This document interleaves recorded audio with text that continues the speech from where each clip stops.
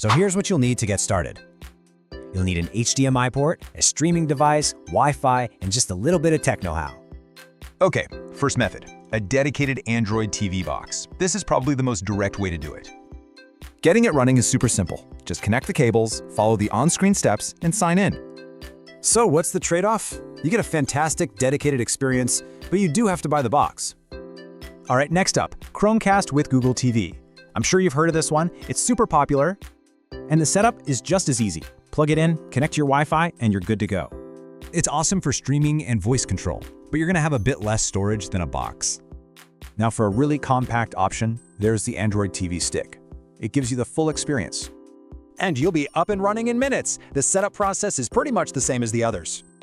The big win here is portability and ease. The trade-off, maybe less storage or 4K support.